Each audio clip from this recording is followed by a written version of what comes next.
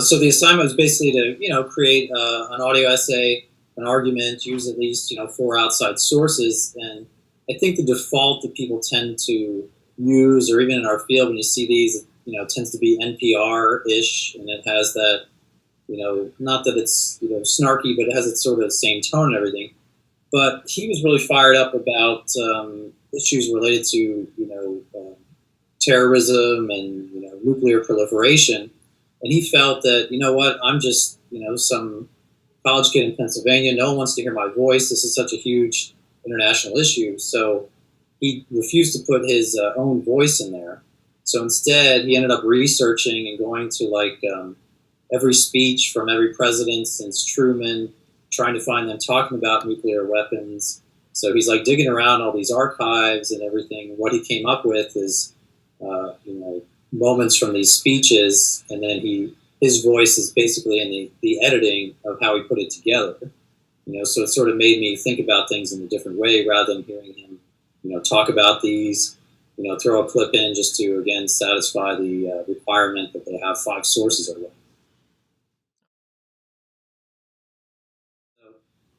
Most of my students built theirs in Audacity, and if they, if I saw them in class on the Audacity file, you can almost get a sense of what they're going to sound like before you even listen to them. You can tell when they did this sort of sandwich approach, okay, here's music, there's an intro, okay, that's their voice because it's pretty soft, and then, okay. Whereas with his, it was like a total mystery. You couldn't tell what was on there from start to finish, and that sort of showed the digital skills he had in editing became part of the piece and made it what it was.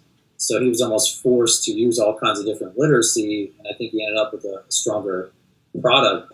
To me, I think that's an important sort of takeaway from the piece, thinking of what I call the visual rhetoric of audio rhetoric or oral rhetoric in those pieces.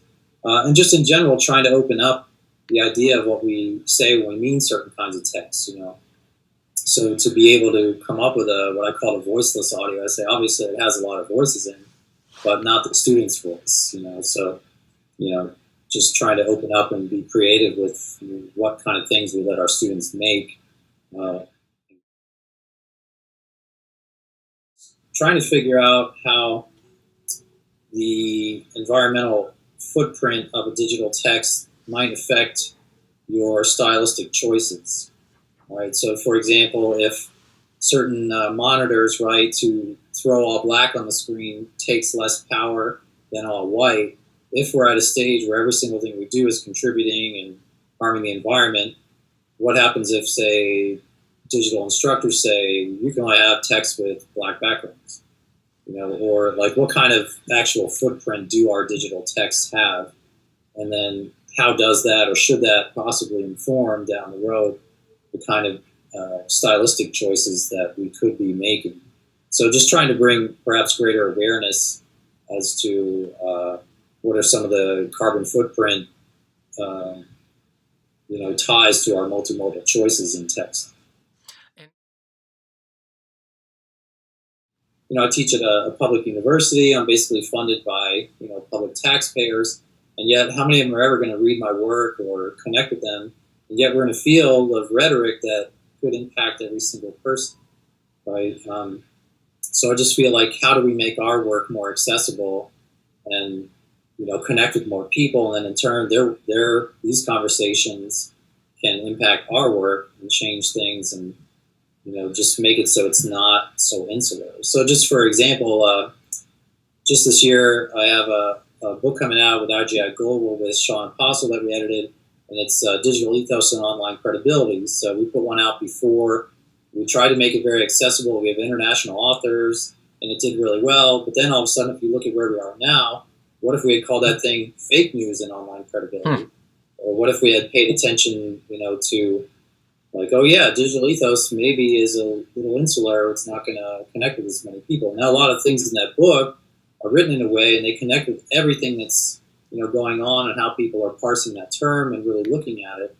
But a lot of people talking about that are never going to see this work, and vice versa. So I just think looking at more connections with other fields and really trying to do more with the work of other people and ours together is going to be key. More collaboration, basically.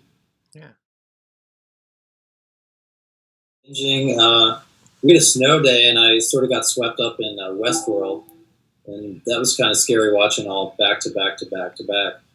And I don't know why, but once you get Amazon Prime, your life changes in terms of what you can find.